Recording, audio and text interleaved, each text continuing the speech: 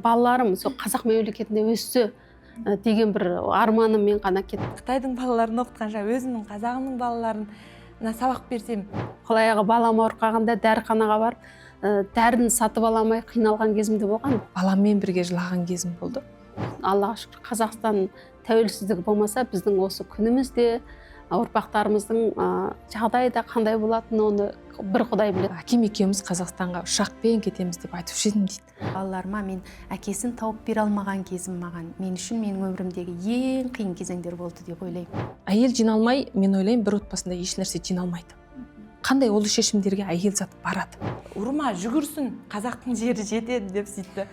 Үлкен бодау, бірақ бұның қарымтасы болады әрине, ұрпақтан қайтады. Адамдардың ең қиыншылық деп отырғаны бір кеңірдегі бір тамағы. Иә, жеттік-ау әйтеу аңсаған Қазақстанға деген бір сондай бір ой болды. Әрине бұл бүйтіп айтуға оңай. Қазақтың ұлы даласына қазақ ие болып қалу керек. Мейлі көшіп келгендер болсын, мейлі осы топырақты қорғап қалғандар болсын. Ол бәрімізге ортақ топырақ, әрі ол бабамыздан аманат болып қалды. Оны ұрпақтарымызға аманат.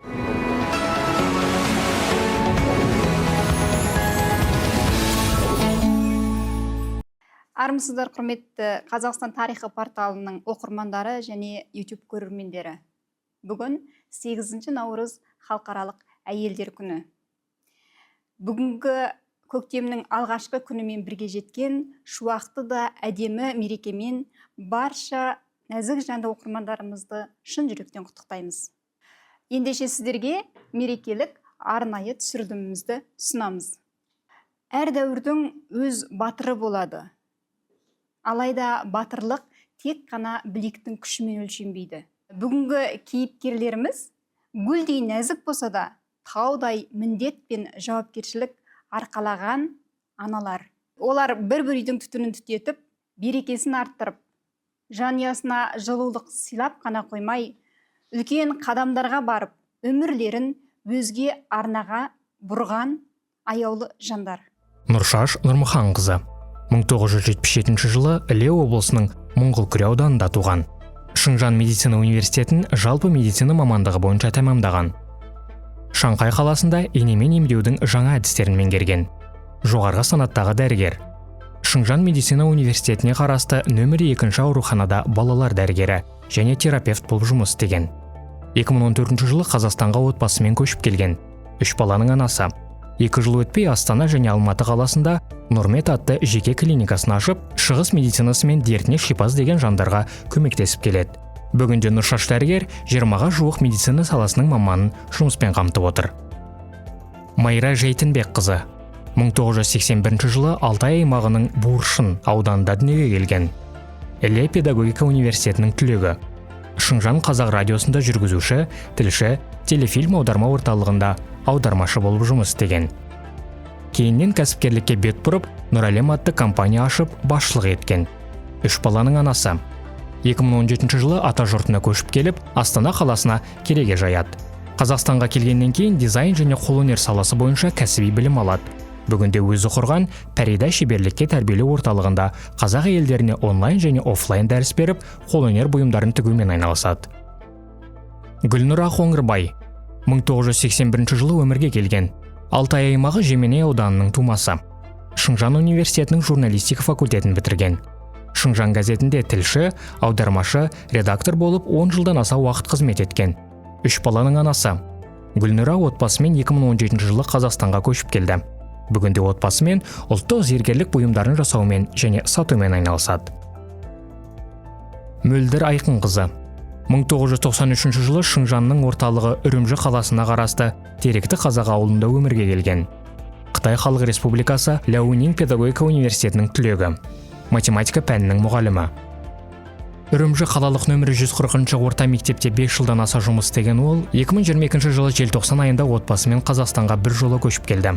Бір ұлы бар. Мөлдір бүгінде Астана халықаралық университетінің магистранты, зерделі оқу орталығының математика пәні мұғалімі. Студия қонақтарымен таныстық. Енді әңгімеге көшсек. Жалпы бұл кісілер туралы және ақпараттардың барлығы айтылды, барлығы да сонау елдегі биік белестерін, жеткен жетістіктерін қалдырып тың өмірді бастап осы қазақ жеріне, Қазақстан еліне отбасымен ат басын бұрған аяулы жандар.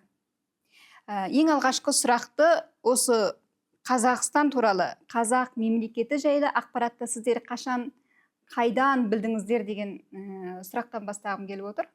Ең алғаш 97 жылдар ма, сол кезде ғой деймін. Біз анау телевизордан концерт көреміз ғой, тамаша деген сияқты бір керемет комедиялық концерттер болады. Сол концерттерді көрген кезімізде біз осындай бір қазақ еліміздің бар екенін білдік. Ол кезде кішкентаймыз, енді ғана орталау оқып жүрген кезіміз ба, сондай кез. Сол кезде біз концертті көріп отырып, сондағы жазуларды көрдік. Олардың да бір өздеріне тән жазулары бар екен ғой, оны қалай оқиды екен деп жаңағы жазуларға үңілетінбіз. Сол кезде адамдардың сөйлегеніне және есімдеріне қарай отырып, біз жазулардың әрбір жердерінен кішкене ұғатынбыз да, қарап, оқып сөйтетінбіз. Әріптерді тани бастадық. Содан кейін университет табалдырығын аттағаннан кейін мектептің кітапханасында жаңағы осы жақтың көптеген газет журналдары және кітаптары болды. Жұлдыз журналы, сол кездегі жаңағы газеттері болды. Солардың барлығын біз оқығымыз келді. Содан кейін бізге бір жаңағы кириллише әліппе қолымызға тиді. Соған қарап, жазып, оқып, жаңағы әліппені оқып, жаңағы журналдарды оқып, осы қазақ елі туралы көптеген мағлұматтар алдық. Қателеспесем, бұл 90 жылдардың басы, 2000 жылдардың 2000 жылдар. Мен университетке барған кезім 2000 жылдар. 2001 жылдар мен сол қатты тани алдым. Сол арқылы енді осылай бір еліміз бар екен ғой деп қуанып жүрдік. Біздің де сол орта мектеп оқитын кезіміз шығар. Сол кезде осы Қазақстан деген ел бар екен, ой, тәуелсіздік алыпты деп сөйтіп еститінбіз. Сонымен сондай бір географияға күшті класстасым болды. Сол Қазақстанның картасын кәдімгідей доскаға сызып қояды дейді. Міне мынау Қазақстан деп, сосын бәріміз өз-өзімізден, я Қазақстан, қазақша сөйлейді ол жерде деп. Сосын сол екеуміз парталас отырамыз да, екеуміз анау жазуды, осы кириллицаны екеуміз бірге жазып үйрендік. Кейде баспашасын да сөйтіп қосып жазып қоямыз, жазбашасы емес. Сөйтіп сондай оғым болды. Кейін аңыз адам, жұлдыз, сондай журналдар келе бастады. Там-тұмдап келеді аз-аз. Қай үйде бар десе, сол үйден сұрап алып оқимыз да, қарызға сұраймыз, бере тұрыңызшы 2 күнге, 3 күнге деп. Сосын Мұқағалидың жыр жинақтары барады. Соның шет-шеттері кигіз кітап болып қалады ғой. Соны сұрап, алып, оқып, сол кітаптарды оқу үшін сол әріптерді үйрендік. Кейін универге келдік, сол 2000 жылы, 2001 жылдар. Толық оқып, сол кітаптарды өзіміз нететін болдық, таныдық. Ол жөнінде Қазақстан жайында үлкен мағлұматтар алдық. Солай басталды. Тамаша. Енді мен Қазақстан жайлы қашан мағлұмат алдың деген нәрсеге мен тек қана ес білгелі деп айта аламын. Өйткені менің әкем Қытай жазушылар одағының мүшесі, өзі өте зиялы адам, өзі кітап жазады. Сондықтан біз ес білгелі, мысалы Абай Құнанбаевтың 4 романы, Ботагөз, Сәбит Мұқановтың әртүрлі романдардың бәрін бізде жаздық демалыс болса, бүкілдей кітап оқу болады, бізде кітап оқу жарысы болады. Осы кезде осы жазушылардың қайда екенін, осы Қазақстан деген біздің мемлекетіміз бар екенін, қазір бұл Совет одағының шеңгелінде тұрғанын, оның бәрін бізге әкеміз кішкене кезден бастап түсіндірген. Сондықтан үнемі Қыз жібектің киносын, Алдар Көсенің киносын, соның анандай бұрында шығушы еді ғой, андай кассета сияқты үлкен, соның бәрін әкеледі, өзінің анау мекемесіндегі анандай бұрында кассета ғой үлкен, сондайдың ішіне бүкіл кинолар әкеледі да қойып қояды, оны көреді, бүкіл көршілер келіп көреді оны. Біз осы кішкене кезімізден біздің қазақ елі бар екенін, бірақ ол Совет одағының отарында екенін біз шындайсам, мен ес білгелі білем десем өтірік емес. Сосын біз 91 жылы, өйткені бізде үнемі радио қойылып тұрады да, ол Қазақстан жайлы айта береді. Мен ойлайтын кішкене кезімде ол Қазақстанның радиосы екен десем, қазіргі Азаттық радиосы екен. Сіздер шекара аймақта болғаннан кейін ол жақсы ұстайтын еді. Азаттық радиосын біз күндіз түні ол үзілмейді. Біз Қазақстанның тарихы туралы, анау мынау туралы, одан кейін Қазақстан енді бір тәуелсіздік алу туралы, күрес туралы айтылса, кейін ойладым, бұл радио Қазақстан не деген ашық демократиялы ел десем, ол кейін білдім, ол азаттық радиосы екен. Біз соны тыңдап өстік. Сондықтан әкем 91 жылы Қазақстан тәуелсіздік алды деген кезде шынымен отбасымен бір қуанған есімде бар менің. Бәріміз қуанып, Қазақстан енді өз алдына мемлекет болды деп. Сөйтіп әуелі менің ағамды Қазақстанға оқуға жіберем деп 93 жылдар ғой деймін. Сөйтіп одан кейін оны енді ол жақтың жағдайының әзір жақсы емес деген туыстар айтып жатып әрең алып қалған жері бар. Содан кейін бірақ біз кішкене кезімізден солған көшсек деген армандар болды. Бірақ біз енді түрлі жағдай болады ғой. Біздің үйде 8 бала болды. Ол бір шетінен оқуға кетіп жатыр, оқып жатыр, қиыншылықта болды. Сонымен ол арманымыз орындалмады. Бірақ дегенімен осы жерде мен өзім ойланып жүрдім. Кейін енді болашақта мен кетем деген ой болды. Бірақ мен қалай отбасы болдым, ол үмітім біраз өшіп қалды. Неге десе, менің жолдасым ол Қазақстан туралы мүлде ойламайды екен да, білмейді екен. Сен айтады, маған айтады, сен Қазақстанға ол кезде біз бір баламыз бар, енді туылған кезде айтады ғой, сен кетем десең осы баланы таста да өзің кете бер деп айтатын. Сосын мен мүлде үмітім үзілді да, соны анша ойламайтын болдым, бірақ енді бір жөні болар деп. Бірақ мен осы Сен Қазақ деген сайт ашылды ғой. Содан кейін менің жолдасым телевизияда істейтін, Гүлнұраларыңыз жоқ, сендердің қызметтестерің ғой. Сосын өзі енді ақпарат саласында болған соң ол зерттей бастады менің ықпалыммен. Ол зерттеп ол кейін менен арман белсенді адам болып кетті, Қазақстанға кету жөнінде. Сөйтіп жүріп біз 2014 жылы ақыры көшіп тындық дегенде. Тамаша. Менде 2007 жылы әкемнің әпекесі апайым Қазақстанға көшетін болды. Сол кезде апайымның басқа бір мемлекетке бара жатқанын, қазақ еліне бара жатқанын сол кезде білдім. Сосын туыстар болып жолға аттандырып қойдық, бірақ та Қазақстан қай жақта деп ойладым енді. Ол кезде ондай бір ішкердей бір түсінік болмады. Сосын артынан үйдегілер түсіндірді, осындай қазақ мемлекеті бар, апайымыз осындай алысқа көшіп бара жатыр деп, сол енді туыстар болып жиылып жолға салып қойдық. Артынан осындай қазақ мемлекетіміз бар ма деген ой болды да, кейін тіндеп Мейрамбек Беспаев біз оқып жүрген кезде концерт өткізді. Сол концертке біз билет ала алмай қалдық. Сосын билет алмай қалғаннан кейін, бірақ барғандар өте күшті айтты. Менде бірінші сол Мейрамбек Беспаевтың концертін кейін андай неден көрдік, дискадан көрдік. Сосын Қазақстанға деген бір, қазақ еліне деген бір ой туындады. Бірақ енді ол кезде кішкентайымыз оқып жүрдік.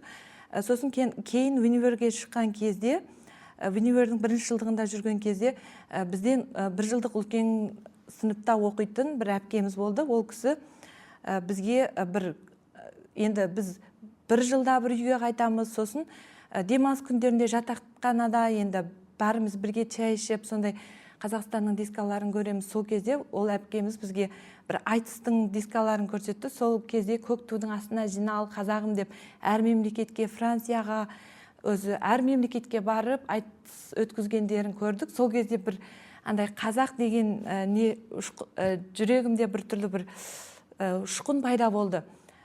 Сол бойынша мен былай ойлап жүрдім, енді Қазақстанға бір барып көрсем екен деген сияқты. Сосын 2016 универ бітірдім. 2017-де экспоға келетін болдым. Бірақ одан ары қарай 2017 дән тартпады, келе алмай қалдық қызмет себебімен. Маған енді Қазақстан деген сол 2007 жылдан басталды. Қай мемлекетті мекен етсе де қазақтың бір ғана тарихы бар.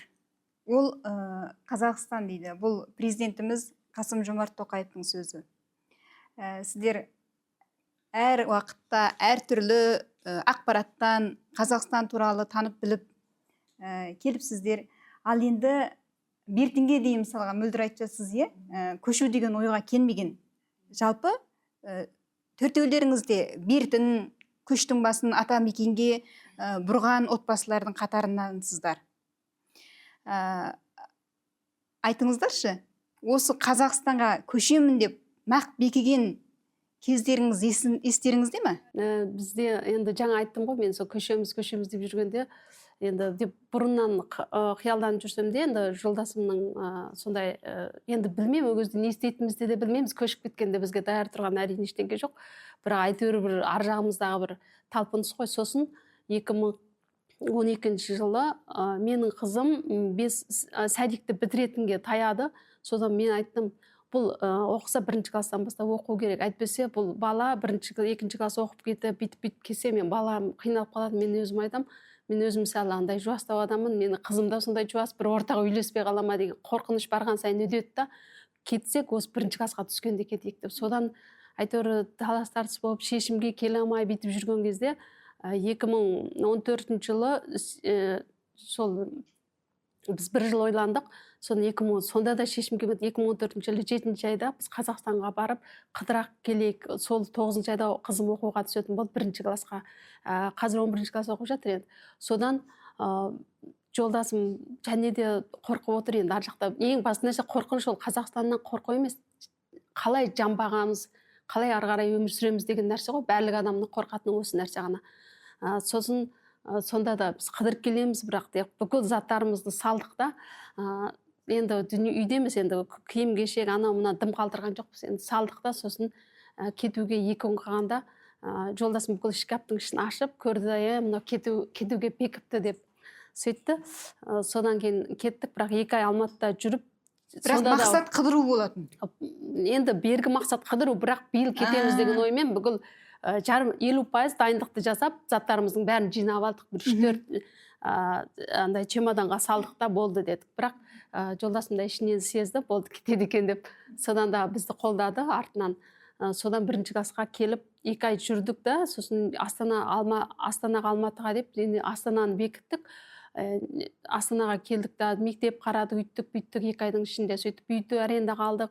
Сөйтіп жүріп 2014 жылына келдік. Сонда бекіген кезіміз, енді біз негізі қызымыз туылғаннан бастап ойланып жүрдік.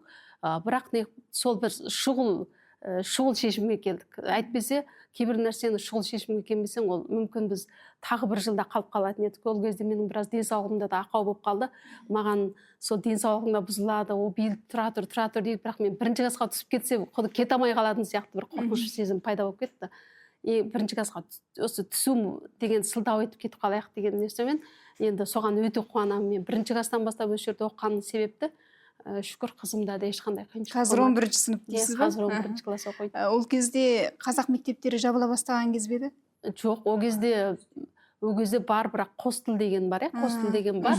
Қазақ мектебі жабылмаған ол кезде. Бірақ мен ол тілден емес, мен өз ойым тек қана менің балаларым сол қазақ мемлекетінде өссе деген бір арманыммен ғана кеттік. Енді тіл мәселесін ол кезде қатты қысымға алмаған кез. Енді бар, бірақ қатты қысымға алмаған кез. 2014 қой. Бізде 2009 жылы біздің тұңғышымыз өмірге келген кезде бізде сондай ой болды. Ол кезде сол интернет желісін қараймыз, кітаптарды оқимыз, қазақ ел туралы көптеген түсінікке болып, енді жаңа айтып жатсың ғой, әлемдегі қазақтардың жалғыз тарихи отаны бар деп. Сол отанға деген сол кезде кету деген бір ұғым болды, бірақ жас отбасы болдық, енді үйленіп, енді балалы болып жаттық. Сонымен баламыз өмірге келіп қойды. Әлі есімде, сол баланың есімін қойып жаттық. Қайтып оны жаңағы туып алған мынау рәсімдеп жатқан кезде сол Қытай тілінде жазып жатырмыз ғой баланың есімін. Сол кезде есіме келе береді. Алаула тұңғышымыздың есімі. Бұны енді қазақ тілінде жазғанда өзім жазып көремін да, қағазға қандай күшті есім, жақсы жазылады деген. Сөйтіп, бірақ ол жерде документтердің барлығы Қытай тілінде бітеді. Сол кезден бастап жүректе бір сезім болды. Бұл балаларды өмірге келдік, енді бұны өз елінде өсірейік деген бір ой болды. Бірақ жаңағы бірінші қызымыз дүниеге келді, екіншісі сөйтіп дүниеге келіп жатты. Бірақ бізде көшеміз деген ойларымыз арт-артынан тез-тез быт-шыт бола береді да. Өйткені біз орнығып қалдық қой, ол жерде үкіметке мектеп бітіре салып, үкіметке жұмысқа тұрып кеттік. Қартайған ата-аналарымыз болды тағы да. Ол кісілерден ақыл сұрасақ, қартайған шағында тастап кеткен сияқтымыз. Олар өскен ортасын солай қимайды. Көріңдер, о жақта не дайын тұр дейді. Ойланамыз. Сосын тағы да ол кісілер ауырып қалды, сырқап қалды. Біреу өмірден озып кетті. Сол бір 3-4 жылда бізде жаңағы шегіністер болды. Тоқырап қалдық. Көшу деген жаңағы бір басылып қалды. Сөйтіп сосын бірінші қызым бірінші мектеп, бірінші сыныпқа баратын кезде қазақ жаңағыдай қос тілді мектепке барды. Сол кезде ойладым, күнде тапсырма орындап келеді, 2 тілде орындайды. Қиналады. Тапсырма көп қой о жақта. Қазақ тілінде тоже жазып жатады, Қытай тілінде жазып жатады. Тапсырма көп. сосын ай осыны 1-класстан бастамағанымыз ай деп кішкене өкініштер болып жатты. Бірақ бәрі де Алланың қалауымен сонымен бір көшіп келдік. Әйтеуір 2017 жылы сентябрь айында екінші баламыз сол 1 сыныпқа көшетін кезде осыны 1 сыныптан бастайықшы деп көшіп келдік. Бірақ ол кезде үлкеніміздің барлығы жаңа қазақ тілінде сарнап тұр, екі тілде оқыса да. Мұхтар Шаханның, Мұқағали Мақатаевтың өлеңдерін жатқа соғатын болса, сонда ойлайтынбыз, осындай қазақ тіліне, өзінің еліне сондай махаббаты бар баланы біз сол жақта өшіріп алмайық. Аманат қой бұл бізге деп, сонымен ұрпақтың аманатын арқалап 2017 сентябрь айында көшіп келдік. Ұлы көшке келіп қосылдық сонымен. Тамаша. Менің көшіп келуім қызық енді. Біз 2016 жылы келдік, осы Астанаға келіп, көріп, бір аралап қайттық. Содан кейін негізінен осы жаққа келу көкейіме қаттырақ орнап кетті. Содан 2017 жылы Экспо 2017-ге екі қызымды ойнатып келдім. 2 чемодан 2 қызбен келдім. Келгеннен кейін сол кездегі жағдайларға байланысты арт жағымнан бір сәлем келді. Қалып қойсаң деген сияқты өтініш келді. Содан мен бірден ойланбастан жарайды мен қалам дедім. Осындай шешім жасадым. Содан кейін қалып қойдым, 2 қыз 2 чемоданмен қалып қойдым. Ойласаңыз, ана жақтан сіз қыдыру деген мақсатпен келдіңіз. Ана жаққа келіп үлкен шешімді қабылдау қиын болған жоқ па? Жоқ, болған жоқ. Өйткені мен осы елімді, жаңағы өзім тарихи отанымды сүйем ғой енді. Сол себепті де оған деген махаббатым күшті. Содан кейін осының алдында да келгім келіп жүреді, жаңа Нұршаш ханым айтқан сияқты. Мен де сондай келгім келіп жүреді, бір орай күтіп жүрем. Әркез жаңағы Гүлнұр айтқан сияқты жағдайлар бола береді бізде де. Содан кейін жаңағы жұмыс орнымыз бар, ол жақта да жағдайымыз жақсы, ай сайын айлық алып отырамыз деген сияқты жағдайларымыз жақсы болғаннан кейін кішкене жаңағы осы жақта айтады ғой, комфорт зонаға кіріп кетті. Соны қимаймыз да кішкене. Соны қимай жүреміз, сөйтіп жүреміз. Сосын жаңағындай келген кезінде маған сондай бір шұғыл шешім жасау керек болды. Бір жағы ойладық, енді сол кездегі жағдайлардың тым жақсыға бара бермейтінін сезгендеймін енді. Ол кезде мен ол жағдайларды басымнан кешкен жоқпын, шыны керек. Туылардың алдында мен бер кетіп қалған адаммын. Бірақ та мен жүрегім сезді өзім, сондай шұғыл шешімге келдім. Батыл кесім жасауымның арқасында бүгінгі күнде еш өкінішім жоқ, өте қуанам. Осы қазақ елінде көктеп көгеріп жатырмыз, Аллаға шүкір. Кішкентайыңыз сол кезде екінші балаңыз? Екіншісі 1 жаста, иә. 2016 универ бітіргеннен кейін бірден Қытай Халық Республикасының біртұтас емтиханына қатынасып, сол жерде үкімет қызметіне өттім. Сосын үкімет қызметінде болғаннан кейін ол кезде енді бастауында ондай ой болған жоқ, Қазақстанға көшем деген. Сол қызмет барысында жүріп істеп жүрген кездерімде бізде енді сол кезде басталған Қытай Халық Республикасының мемлекет тілін дәріптеу. Біз сол кезге науқанға дәл келдік та, мен сол кезде жұмысқа шықтым. Сосын мен негізінде таза Қытай тілінде сабақ өтуге талап болды бізде. Сосын таза Қытай тілінде сабақ өтіп жүрдім. 3 жылдай сабақ өтіп жүрдім. Артынан той жасадым, сосын балам дүниеге келді. Ол кішкентайым, біз қанша қазақша сөйлесек те үйде ол тілі қытайша шықты. Сосын көршілердің баласы да Қытай, енді ол Қытай балалармен ойнайды, сосын оның тілі еріксіз қытайша шықты. Бір ауыз қазақша сөйлете алмадық. Мен бір күні сол Қытайдағы TikTok-тан Алматыдағы бір мұғалімнің осы жақта мұғалімдік істеп, енді о да Қытайдан көшіп келген екен. Сол бұрын студент осы жақта универ жақтан оқып, осы жақта мұғалім болып жүрген. Сосын ана стористарына қарап қатты қызықтым. Кластың іші қазақи, андай шаңырақпен әлі есімде тұрады, сондай балалар қазақи киім киеді. Сосын мен ойладым да, енді мен оқығаным педагогика қайда барсам да бір, енді бұл жақта Қытайдың балаларын оқытқанша өзімнің қазағымның балаларына сабақ берсем, үйренген білімімді сол жаққа да істете алсам деген сондай бір сенім болды. Мен енді бұл жақта да осылай істеп жүре берсем, бәлкім күшті өмір сүретін шығармыз, бірақ та енді қазақ еліне барып өзімнің енді сол жақта баламды өсіріп, сол жаққа қызмет етсем деген ой болды да, сол 3 жылдан кейін негізі жұмысқа шыққаннан кейін 3 жылдан кейін осындай келісімге келдік. Келісімге жолдасым да бірден қосылды. Бірақ біз Қазақстанға келіп көрмегенбіз, біраз қорқыныш болды. Бірақ енді іштей бір сенім болды, білмеймін не қандай сенім екен.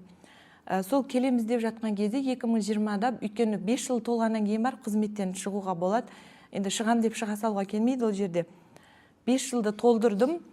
5 жыл толған күні барып, сол қызметтен шығуға өтініш жасадым. Бірақ сол кезде карантин болды. Карантин болғаннан кейін жұмыстан да шығып қойғам. Не Қазақстанға келеміз деп келе алмадық, шекара жабық. Сонымен 2 жыл күтіп, 2022-нің аяғында шекарада ашылған жоқ. Біз негізі ішкі Қытаймен айналып 2-3 күн дегенде осы Астанаға жеттік. Аралықтарда енді жұмыстан шықпа деп туыстар болсын барлығы қосылмады. Сендерге дайын тұрған ештеме жоқ, барып та көрген жоқсыңдар деген сияқты. Бірақ енді ешкімге бой бермей келдік. Қазақ айтады ғой, өзге елде сұлтан болғанша, өз еліңде ұлтан бол дейді. Сіздер кіндік қандарыңыз тамған топырақты тастап, қаншама ғасыр ата-бабаларыңыз өмір кешкен туған жерді тастап, солардың бәрін қиып, ол ғана емес, орта жолдан, яғни сіздер оқыдыңыздар, белгілі бір белеске жеттіңіздер, орталарыңыз болды. Солардың бәрін орта жолдан қалдыруға көптеген себептер болды. Халық түсініп отыр. 2016, 17, 18 жылдары қандай жағдай болғанын біліп отыр бәрі.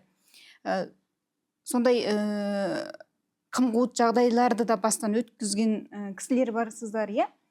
Оны да жасырудың керегі жоқ шығар.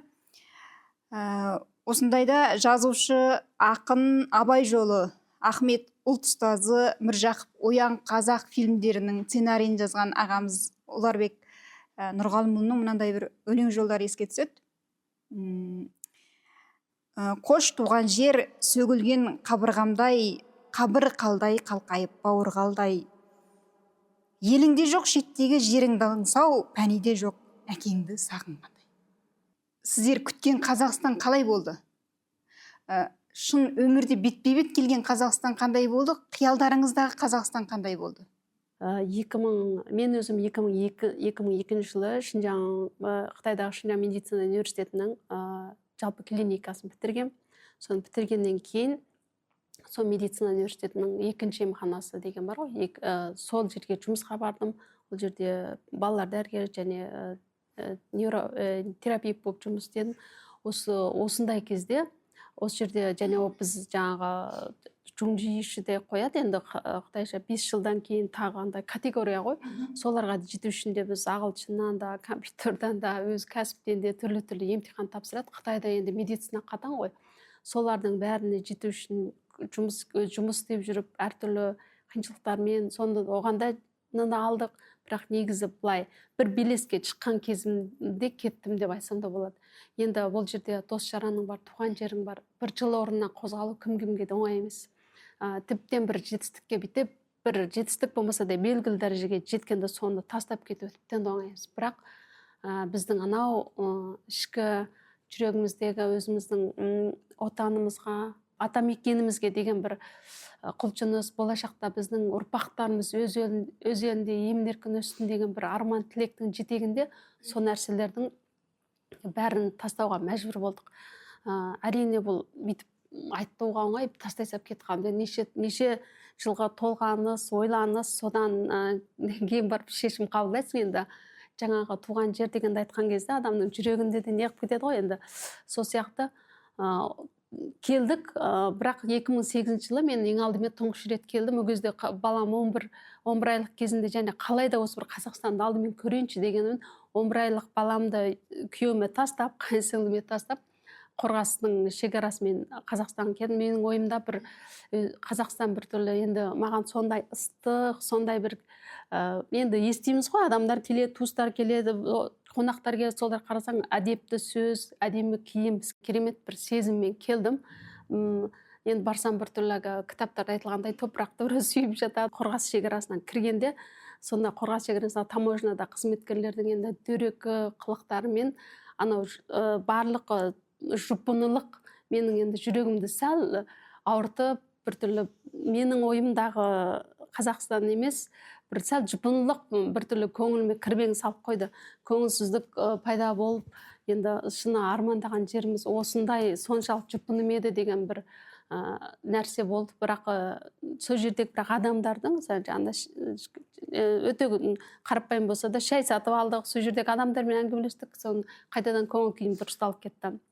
Өйткені бірінші рет келіп жатыр екенсің деп, сол жердегі кісілер әдемі әңгімелерін айтты, қош келдіңдер деді. Содан сөйтіп Алматыға бардық, Алматының әдемі жерлерін, тарихи жерлерін көріп, қайтадан жүрегім жылып, қайтадан Қазақстанға деген махаббатым одан ары күшейіп, солай бір қыдырып қана бір жетіге кеткем. Өйткені біздің ол неге мен соншалық асығыс келді десеңіз, біз медицинада істеп жатқан адам, бізде демалыс деген бір жоқтың қасы енді.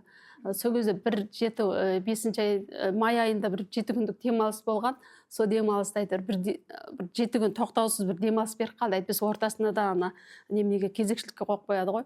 Содан орай мен бір кеп көрдім. Үйренген жерің, қызметтің бар. О жерде енді біздің мысалы үйімізді, бізде бәрі де о жерде де енді кредитке үй алып үйленген кезде қиыншылықпен болады ғой, енді жас семьялар. Содан кейін бірте ол кредиттерде қайтып, жағдайымызды бүйтіп жақсылап, енді өктей берген кезде қайта бір тың өмірге кеп нөлден бастау тура қалды. Мен жерге келгенде құда сен нөлден бастамақ тұр, бұл надансың, былай айтқанда келесің, тіл білмейсің, елдің бәрі орысша жауап береді. Маған бір туысымыз айтқан, сен нан сатып алуға шаман келе ма деп. Сол сияқты мысалы сен орысша сөйлеген адамға қалаяғы балам ауырып қалғанда дәріханаға барып дәріні сатып аламай қиналған кезімде болған. Жаңадан келгенде осы Астанаға. Сол себепті ойбай біз орысша үйренбесек болмайды екен деп, ең жоқ дегенде жаңағы туысым айтқандай нан сатып алуды үйренейікші деп бір 3 ай орысша курске де қатынасқан жеріміз бар қиналғанда. Қазақстанға келіп орысша курс үйрендірсіздер. Біз Қазақстан келіп емін-еркін ана жерде Қытай тілінің басымдығынан құтылып, мына жаққа келіп қазақша сөйлейміз ба десек, мына жерге келіп орыс тілінің басымдылығына ұшырап, амал жоқ күрсіге қатынасып кеттік, балаларымызды қатынастырдық. Сол сияқты енді Аллаға шүкір мен Қазақстанға келіп, мен өзімді басқа қырынан таптым деп ойлаймын. Қиналдық, жұмыс істеу үшін жұмысымыз жүргенше неше түрлі қиыншылық болды. Документтерді, мысалы жаңағы медициналық біздің дипломдарды растау үшін талай сөзді естідік. Сен немене келіп жүрсің, не орысша білмейсің, не қазақша білмейсің, қалай дәрігер боласың деп бетіме бал жеткізгенде кез болды. Ана департаменттегі кісілердің. Бірақ ода өтіп кетеді екен, іштен кетпейді. Мен оған болай ешқашан өкініп көрген жоқпын. Иә, ең бірінші кездесетін шекарадан өте қалғандағы дөп келетін қиындық сол құжаттар ғой, құжат қиындықтары. Сол енді бәрі де өтуіне байланысты. Біз Аллаға шүкір Қазақстан тәуелсіздігі болмаса, біздің осы күнімізде ұрпақтарымыздың жағдайы да қандай болатыны оны бір Құдай біледі. Сондықтан Аллаға мың шүкір деймін Қазақстанның тәуелсіздігіне. Жаңа сіз айтып отырсыз ғой, 1-ші классқа баламды кіргізетін кезде осындай үлкен шешімді қабылдадық та келдік. Қазір 11-ші сынып оқып жатыр, иә? Иә, 11-ші сынып. Ал бір тебіренген сәттеріңізді айтып беріңізші. Бір балаңыздың қазақ жеріне кеп, өзінің елі, өзінің жерінде тәуелсіз ел, азат мемлекет, ол басқаша сезім шығар. Мектепте де білім алған кезде болсын, мүмкін сабақтарын барып тыңдаған шығарсыз. Қандай да бір есте қалған тебірентерлік. Менің қызым өзі, ол енді біріншіден ол сабақты 1-2 класста ондай жақсы болмады. Өйткені ол өзі бірден Қытай тілімен келді ғой. Сәдикте 100% Қытайша сөйлеп келді. Мен жерге келіп бірден қазақша білсе де, бұл жердің қазақшасымен басқа ғой. Содан кейін ол баста ортаға үйлеспеушілік ауыр болды. Мен ешкім қоспайды, мен мектепте жалғыз жүрем деген кездерін естігенде жүрегімізден қан жылап кеткен кезімізде болды. Бірақ ол өтіп кетті. Бірақ әзір қызым, мысалы жаңағы қазақтың жаңағы поэзияларын, жаңа Мұқағали Мақатаевтың Ақтылар ұйықтағанда деген поэмиясын жатқа айтып, жарыстарға қатынасты. Ол бір өте әсерлі нәрсе. Оны сол сияқты әртүрлі әзір қызымның несі өте жақсы. Мысалы Айлыстан 7-5 алып, SAT-дан 1400 нөмір алып, сөйтіп қуантып отыр. Неше түрлі ағылшынша, қазақ тілінде мақалалар жазалады. Бұл керемет қой. Егерде мен Қытайда оқыса мүмкін Қытай тілінде жақсы болуы мүмкін. Енді ол жақта жақсы болуы мүмкін, бірақ мен осындай жан жақтылы болып өзін жан жағынан қырынан дамыта алады деп айта алмаймын. Сондықтан мектепте оқушыларда да қазақша сөйлейді. Қанша ауланың ішінде орысша сөйлегенмен мектеп, сәдік 100% қазақ тілінде. Тағы бір өте қуанатын жағдай, менің 3-ші балам Қазақстанда дүниеге келген. Сол сәдикте оқығанда біз балабақшада оқығанда біздің үйіміздің қасында қазақша балабақша болмады. Енді алысқа тасудан не қылып, сол орысшаға бере салсақ, оның тілі орысша шығып кетті. Содан ол орысша сөйлейді, біз қазақша сөйлейміз. Әуелі өз баламыздың сөзін өзіміз түсінбей, содан кейін 4,5 жасқа келгенде бұл үкіметтің сәдигіне кірді. Сол сәдикке қалай кірді, солай қазақша сайрап кетті. Мен сол сәдикке рахметімді айтамын. Мен баламның тілін қазақша сайратқан сол 73-ші сәдик. Соған өте әсерлімін соған. Бұл деген мемлекет қазақ тілінде сөйлетем десе сөйлетеді. Бізде 2015 жылдар ғой, қызым жаңа 1-ші сыныпқа барып жатты, ол жақта да. Сол кезде біз оған жаңа қазақша ұмытып қалмасын деп қазақша өлеңдер жаттатамыз. Күніге сол жаңа Мұхтар Шаханның 4 ана деген өлеңін жаттап барады. Сосын сұрайды менен, ана неге 4 деп? Сөйтіп соған түсініктеме береміз, жаттап жүреді. Сосын біз Қазақстанға көшіп келдік. Келіп бірінші кезекте жаңағы өтеміз ғой, шекарадан өткен кезде бірінші қуаныш болды балаларымның да, менің де. Өйткені чемодандарымызды сүйреп жүргенде қазақтың солдаттары жүгіріп келіп сүйрейді ғой. Көшіп келе жатсыздар ма деп сұрайды. Сосын сүйреп жүрген чемоданды сүйреседі, балаңды жетектеседі, өткізіп жібереді. Сол кезде балаларымда мама біздің ел деп, олардың жүрегінде сондай ой болды. Негізі біз алғаш келе алған кезде мен білмеймін, соншама үлкен махаббатпен келдім ба, маған көп жетпей тұрған тұстарды мен көрген жоқпын. Шын айтайын, көрсем де соған мен көз жұма қарадыңыз ба? Қарадым ба білмеймін, әйтеуір барлық артықшылық жақтарын көрдім. Сосын балаларыма да мынау сенің жерің деп, олар да қуанып сөйтіп жүрді.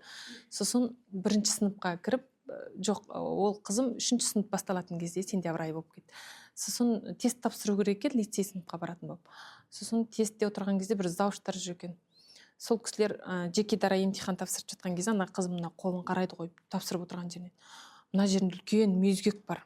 Ол жақта тапсырма көп, үй жұмыстары. Анау қарындаштың ізінен осындай үлкен қатқан мүйізгек қалып қойған. Соны ана кісі байқап қояды да, ой балам-ау, мынау қайдан, мынау не сұмдық дейді ғой. Сөйтсе анау қызым жай ғана қарындаштың ізі ғой деп айтқан ғой.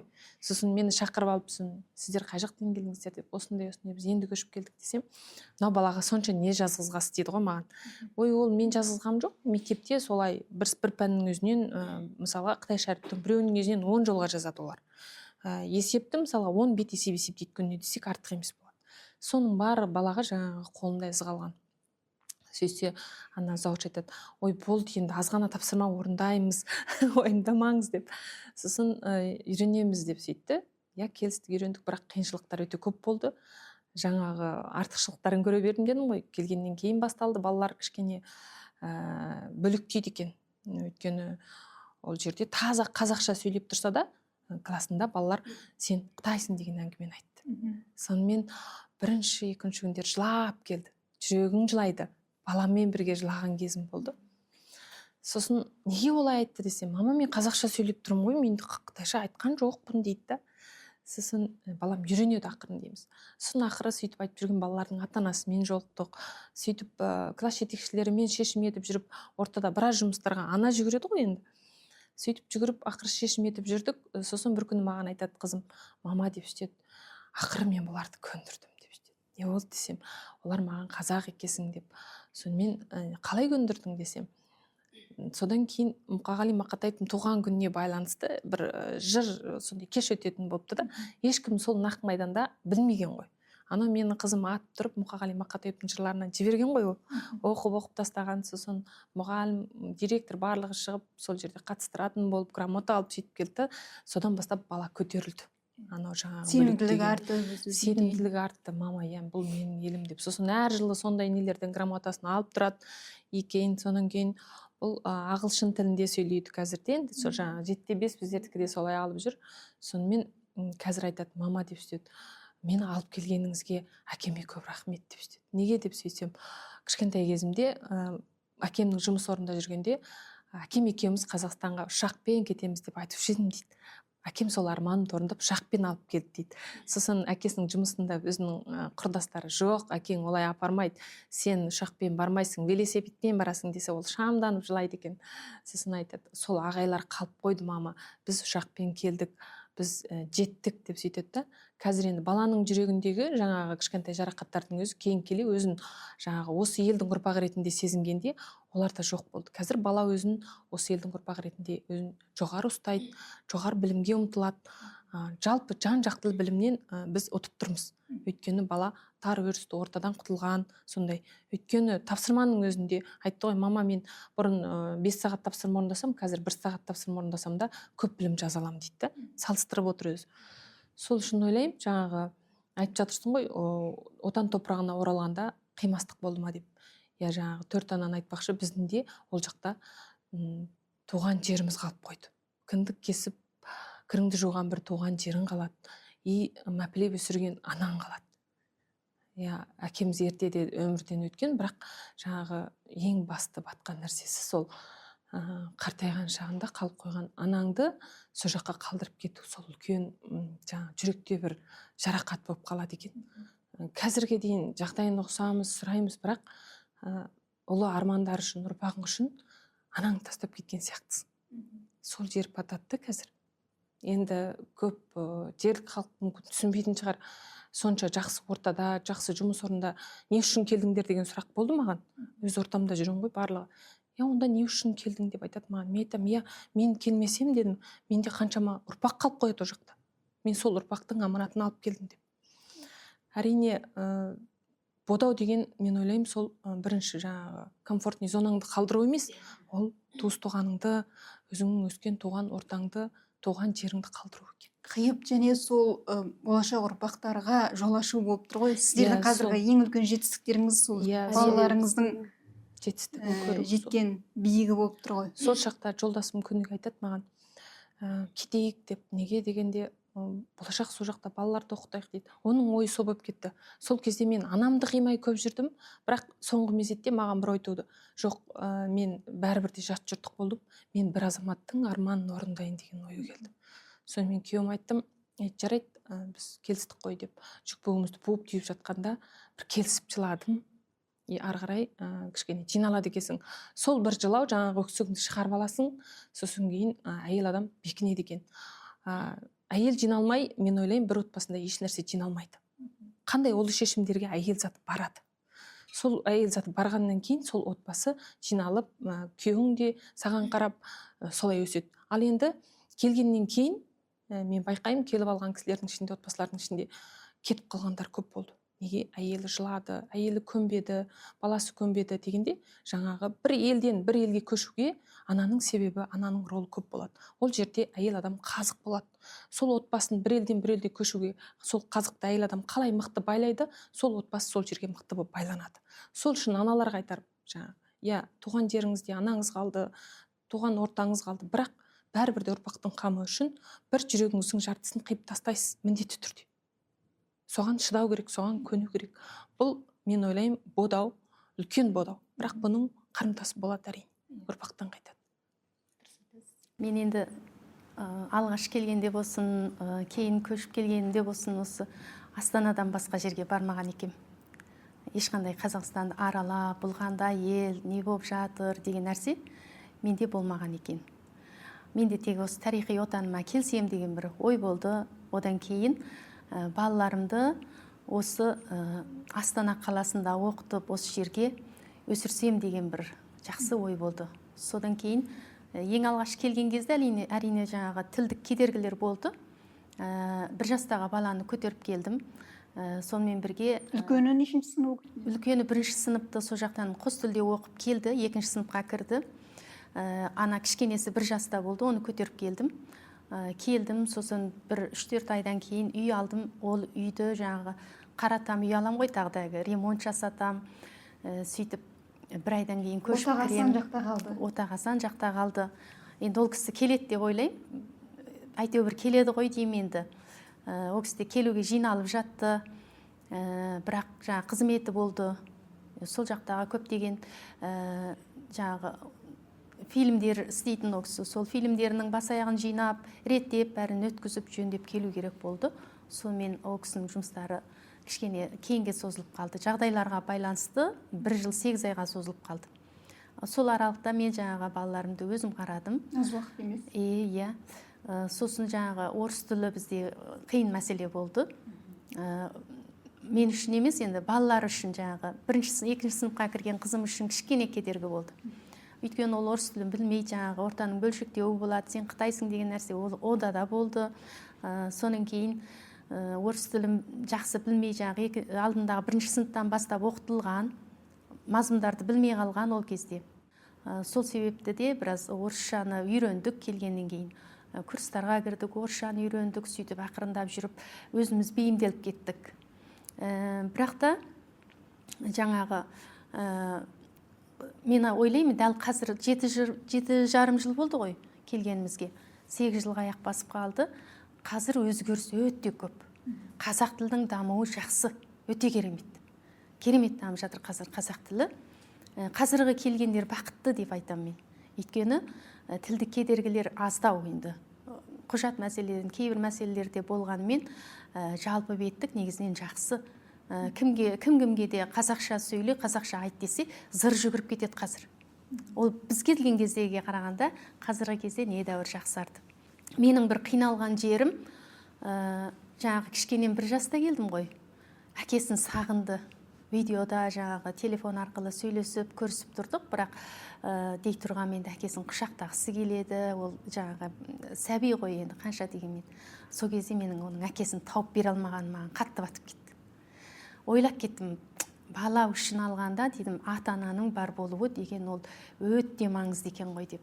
Қазіргі күнде өзіңіз жақсы білесіз, отбасын тастап, бала-шағасын тастап, 2 бөлініп, тастап кетіп жатқан отбасылар, жаңа отбасына жауапкершілік төмен ата-аналар өте көп болып жатыр ғой. Қазіргі кезде өте көп белең беріп жатыр, қай мемлекетте, қай жақта болса да. Сол нәрсемен ойлаймын, қалай солай жасайды екен деп. Өйткені мен өзім қатты сезініп кеттім. Жаңа 1 жыл 8 ай кезінде балаларыма мен әкесін тауып бере алмаған кезім мен үшін менің өмірімдегі ең қиын кезеңдер болды деп ойлаймын.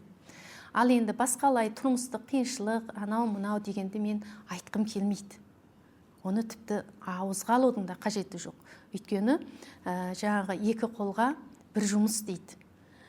Өзің үшін жұмыс жасасаң дейді, өзі үшін оттаған хайуанның өзі боласың дейді, Абай атамыз айтады. Сол үшін ол жақта жаңағы жылы орнымызды суытқымыз келмей, жақсы тұрмыз, жақсы өмірді өзіміз қатты жақсы көріп кететін болсақ, шалқып отыра берсек, ертеңгі күні біздің ұрпағымыз қиналып қалады.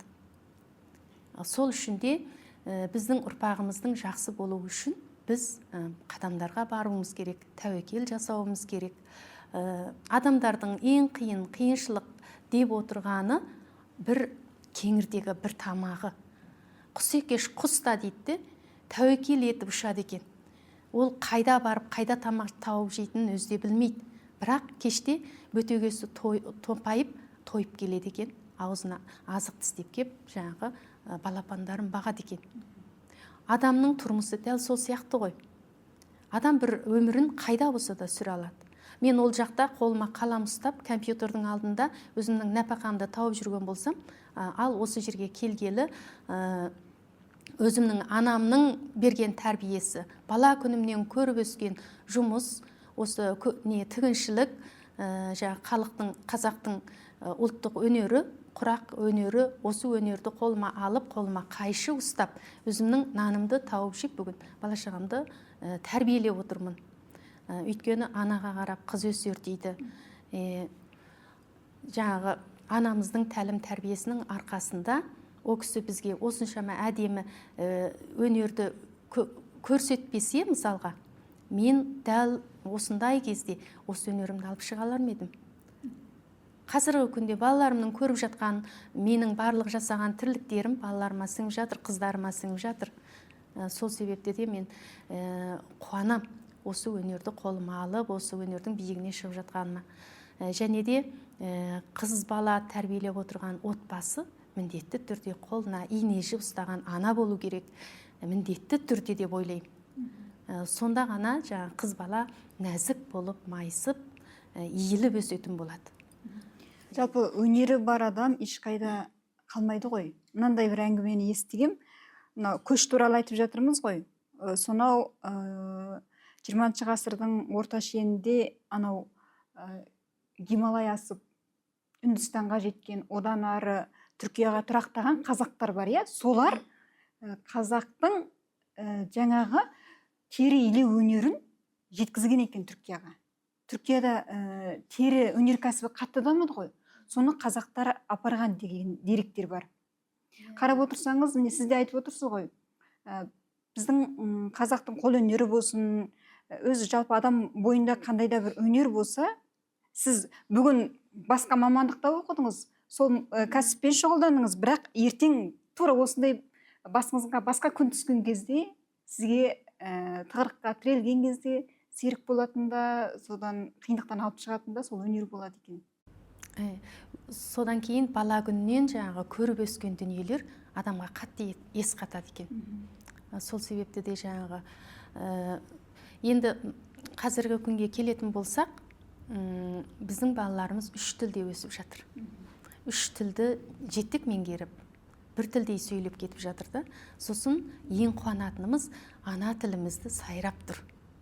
Және осы ана тілімізді, өз ана тілінде шығармалар жазып, көптеген жаңағы жетістіктерге жетіп жатыр да. Содан кейін осы жерге келгеннен кейін жаңағы қыздарыммен әртүрлі конкурстар болады, қатыстым. Анама қарап бой түзеймін деген телеарнаның жобасына да қатыстым. 1-ші орын алдық.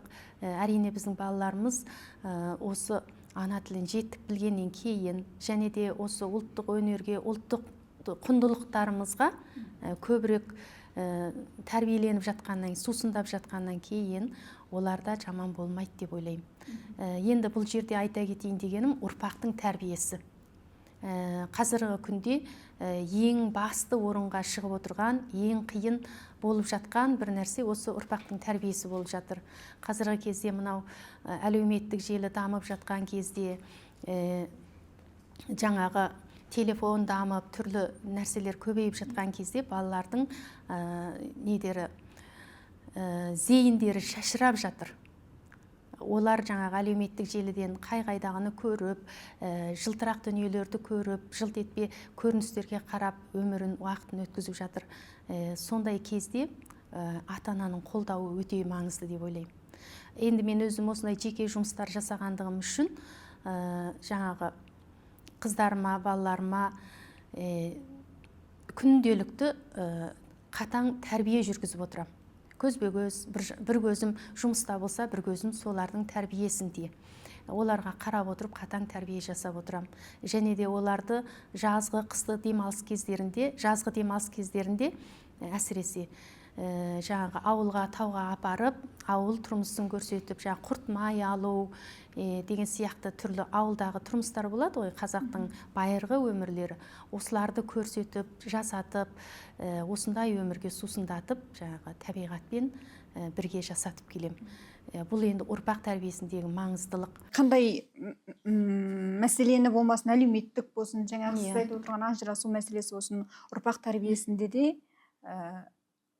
сіздің ойыңызша, енді бәріміз солай ойлаймыз, түп тамырдан алыстамау керек қой. Түп тамырдан ұлттық тәрбие, жаңағы баланың тіпті ұлттық тамақ ішуінен тартып, қазір қадағалайтын жастарда шығып келе жатыр, енді Құдайға шүкір. Сіз енді сондай бір аналардың бірі болып отырсыз ғой.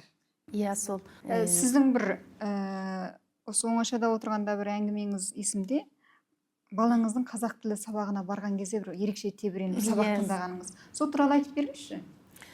Мен ең алғаш үлкен қызым 2-ші сыныпқа кірді, содан кейін апарып әкеліп сөйтіп тұратынмын. Содан бір күн алайын деп ерте барсам, сыныптан есігі ашық тұр екен, дәл соның жанында тұрдым. Ішінен бір қазақша әдемі дауыс шығып жатыр. Сондай жағымды бір әдебиет сабағы болса керек, сондай әдемі бір дауыспен мұғалім сабақ өтіп жатыр екен. содан ақ жерде тұрып көзіме жас алдым, жыладым. Осындай болған қандай керемет, не деген қазақ, қаншама жыл біздің қазақша сабақ тыңдамағанымызға қаншама жыл болып кеткен енді. Сондай бір әдемі қоңыр дауыспен қазақша сабақ тыңдап жатқан кезде мен қатты тебірендім, өте қуандым және баламның сондай қазақша білім алып жатқанына. Мөлдір, сіздің балаңыздың тілі қытайша шығып келді, иә? Тілі қытайша шығып келді. Біз келетінде, біз келеміз деп келе салмағанымызда дұрыс болыпты негізі. Шекара жабылып қалды да, 2 жыл тосылып қалдық. Сол кезде бізді туыстар болсын, маңайымыздағы әріптестер болсын, бізді андай азғырды десек те болады. Енді Қазақстанның жақсы жағын айта бермейді. Енді мысалы Қазақстанда ондай, мындай деген сияқты жаман жақтарын көп естіп кеттік. Сосын үйдегілерде де алаңдаушылық болды, әке-шешемді жіберу, енді ол кісілердің біз ақбатасын алып қайтып кетуіміз керек. Бірақ енді біз бетіміз бірақ бер қарап алған, ешкім бірдеме десе де көнбейміз. Енді ол мейлі жаман болсын, жақсы болсын, ол қазақ елі, қазақтың жері. Қалай болсын қабылдап, біз соған барып, мысалы, сол жерде өмір сүру керек деген бір ғана мақсат болды. Сосын шекарадан өтіп келдік. Келген кезде біз ішкі Қытаймен айналып келдік та, аэропланның өзінде 3 күн жүрдік. Сосын біз Алматыдан түсе қалдық. Енді Астанаға ұшақты күтіп отырғанбыз. Сол кезде кішкентайымыз енді қотиындау кезі, біраз бұзықтау кезі, ары жүгіріп, бері жүгіріп, өйткені бізге тыныш сезілді. Алматыға келе қалған кезде тып-тыныш, бізге айғайлап сөйлеп жүрген сияқты сезілді да. Сосын мен ұялып баланы бүйтіп мықтап ұстап алдым, отырғызам, ол көнбейді, жүгіреді, жерге жата қалады. Ол аэропланда отырып жалығып кеткен ғой, 2-3 күн отырып. Сосын жүгіреді, ары өтеді, бері өтеді. Сосын жолдасым құйрығына бір тартты, тыныш отыр деп. Сосын тыныш отыр деп сөйтіп еді. Мына жақта бір ұшақты күтіп отырған бір әже айтты, не үшін тиіп жатырсың андағы балаға? Ол деген ұлттың ертеңі, отанның болашағы, ұрма, жүгірсін, қазақтың жері жетеді деп сөйтті. Сосын бір түрлі ақ жерде тебіреніп кеттім. Сосын енді енді қазақ, өйткені біз ес ақылымыз шығып кетті, жолда да шаршап кеттік. Бір түрлі Қазақстанға келгенімізді сол кезде сезіндім. Сосын Астанаға көшіп келдік. Астанада енді осы жердегі туыстарымыз бар. Алдымыздан шығып алды. Қазақи әнмен, домбырамен күй. Қатты жыладым, өйткені. Ондай көш бақытты көш болады негізі. Иә, туыстар қарсы алып, сондай домбырамен, әнмен қарсы алып алды. Өте тебірендік. Иә, жеттік ау әйтеу аңсаған Қазақстанға деген бір сондай бір ой болды. Сосын ары қарай жаңағы әпекеміз айтпақтай, маған бүткіл минустары көрінбеді. Барлығын қабылдадым. Документ бітірген кездерден қиындық болды. Бірақ ол кезде өзімді қорашсындым. Не үшін дегенде, мен ойлағам ғой, енді қазақ тілінде, бірақ қазақша барып кіріп кетеміз деген сияқты ой болған. Бірақ та ойымдағым біраз басқаша болды. Сосын өзімді біраз қорашсындым. Өйткені бір түрлі надан сияқты, не әріпті дүзіп жаза алмаймыз. Енді оқып үйрендік, бірақ та дұрыстап жаза алмаймыз. Сосын бір түрлі бейтаныс болды алғашқы 2 айында. Одан кейін ақырын маған былай ой келді, бұл бейтаныс деп жүре беру керек емес, біз жаспыз, үйрену керек, бейімделу керек деген болды да. Сосын бейімделуді, үйренуді ары қарай өзімді жатқызып қоймадым, мен жата алмадым. Сондай бейімделу керек болды, ары қарай бейімделдік, енді барынша тырыстық. Сосын үйренісіп кеттік. Қазақстан маған барлығы плюс болып көрінді. Ешқандай минус көрінген жоқ. Сол енді солай болып келдік. Жаңағы үлкен қызым 3-ші сыныптан бастады ғой, сонымен бірінші алғашқы қоңырау дегенді қатты күтетінбіз. Қытайда жүргенде, алғашқы қоңырау болады екен 1 сентябрьде деп соны еститінбіз. Ақпан тик байлаған қыздар, соның бәрін, мектеп формасының бәрі қызық болды. Сөйтіп балаларды киіндіріп, күшті апарып сол жерге кірдік. кірген кезде есікте анандай охранниктар жаңағы күзетші ағай және бір апай тұрады ғой, сол кісілер тұрады екен да, есіктен кірген балаларды, бірінші сыныптың балалары қасқайып кіріп бара жатыр балалар. Сөйтсе ана апай, ой менің президенттерім келді, ой менің депутаттарым келді, ой менің батырларым келді деп әлгі балаларды бүйтіп қарсы алып бүйтіп кіргізіп тұрды.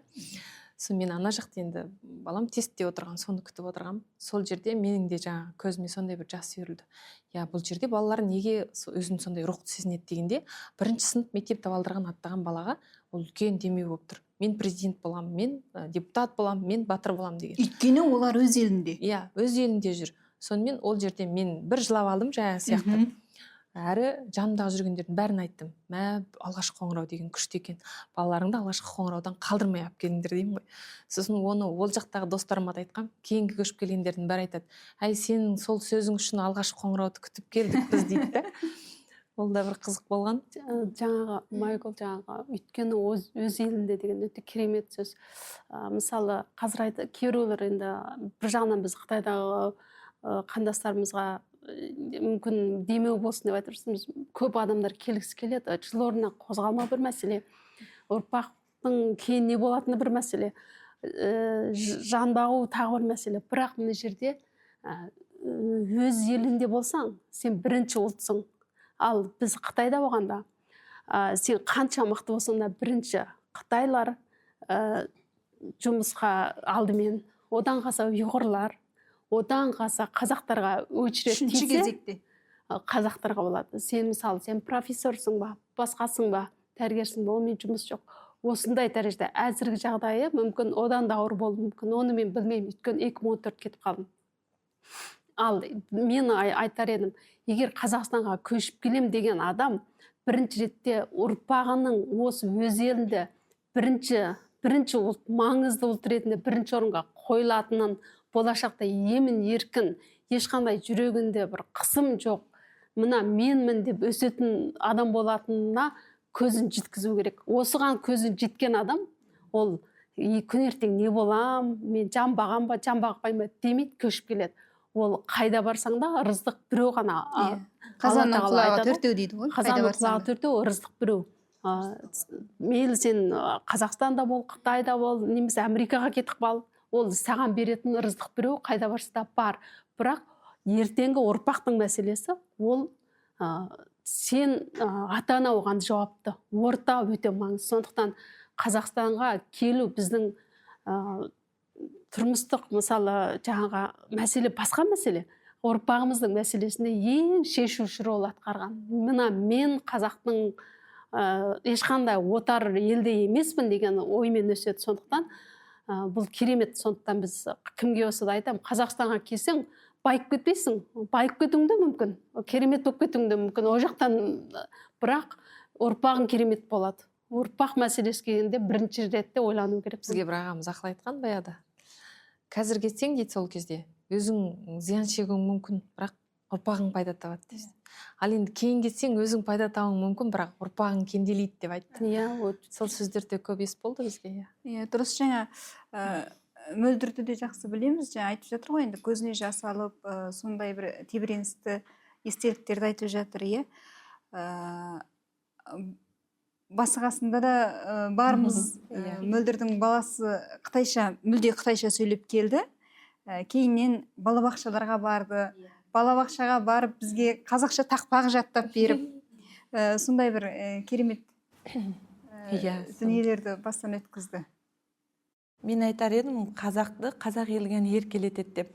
Өйткені келгеннен байқадым да, осы Қазақстанда жасап жатқан қазақтар, осының басқа ұлтты білмеймін, бірақ қазақ ұлты еркелеп жүр деп айтар едім.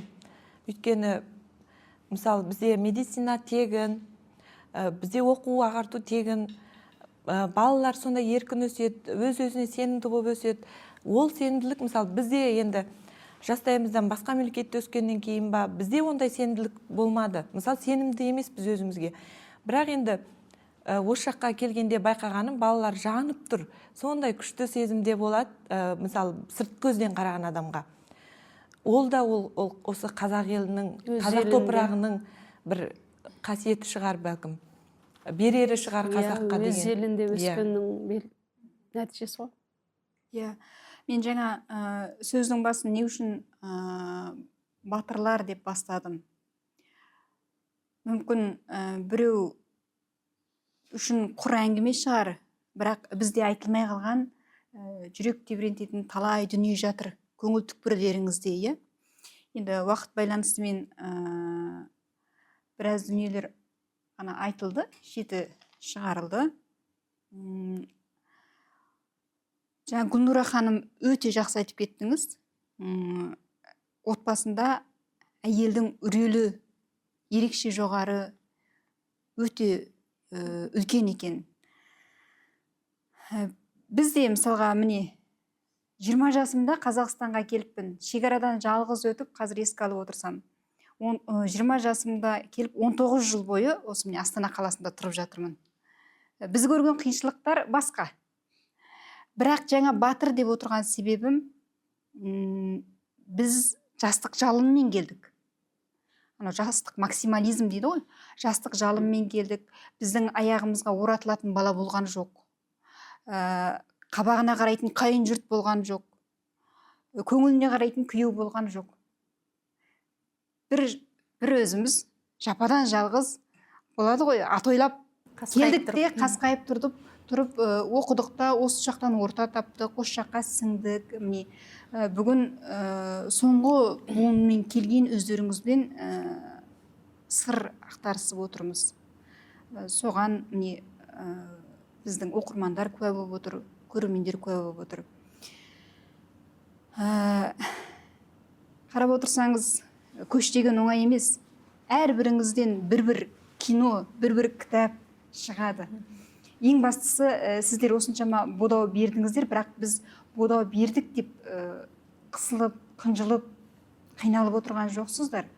Жаңағы көз алдарыңызда үлкен жетістіктермен, тамаша тәрбиесімен желкілдеп өсіп келе жатқан балаларыңызға қарап, соның қиындықтардың бәрін ұмыт қалдырып отырсыздар. Сіздердің жетістіктеріңіз сол. Сіздер қандай да болса мақтауға лайықсыздар. Отбасында да, өмірде де биіктерге жете беріңіздер. Біз ұлы көш деп осы көштің ортан белінде келдік қой. Ұлы көш оңай емес. Бұл жерде бір рулы елден бөліну, бір туған топырағын тастап басқа елге келу. Өз қазағың болса да, ол бұрынғы ортаңнан келу, ол көш. Біз көшіп келіп жатқанда бізге сондай бір жүрекке тиетін тағы бір мәселе болды. Біздің елден көшіп жатқандар болды. Соған әлеуметтік желі арқылы қарап отырамыз ғой. Біздің небір блогерлеріміз, жұлдыздарымыз қазақтың осы құйқалы жерін тастап шетелге көшіп жатты. Шетелге көшіп жатты. Ашық-ашкере айтып жатады, шетелге көшіп жатыр деп. Сол кезде ойлаймын, қазақтың жалғыз отаны Қазақстан емес пе? Сонда ол Америкаға, Түркияға, Дубайға кетіп жатыр. Сонда баласының болашағын не істеді екен? Қазақтың осынау ұлан-ғайыр даласын кімге тастап көшіп бара жатыр екен деген ой туды маған. Сол жүрегіме қазірге дейін батады менде. Қазақтың ұлы даласына қазақ ие болып қалу керек. Мейлі көшіп келгендер болсын, мейлі осы топырақты қорғап қалғандар болсын. Ол бәрімізге ортақ топырақ, әрі ол бабамыздан аманат болып қалды. Оны ұрпақтарымызға аманаттаймыз. Бірақ ұлы көш дегенде мүмкін білім алып келуге болатын шығар, мүмкін өзін дамытып келуге болатын шығар. Бірақ ата жұртты ешқайға тастап кетуге болмайды. Айтқым келеді. Мысалға біздің Қазақстанда қаншама туризм дамымаған жерлер бар.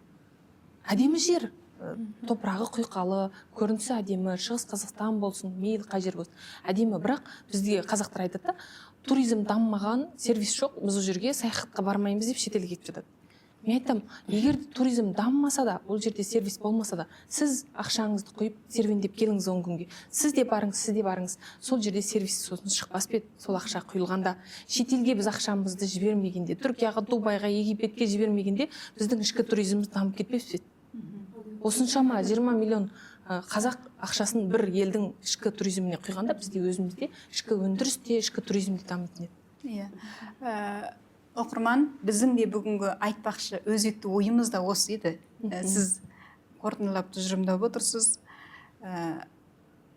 Осыншама туған елін, жұртын тастап, қиып кете салуға, оңай қиып кете салуға баратын қазір жастардың қатары молайды. Солардың жүрегіне әсіресе мынау бір отбасының алтын діңгегі болып отырған аналар, солардың көңіліне бойлай алсақ, бүгінгі сұхбатымыздың міндеті орындалды. Хош, сау болыңыздар.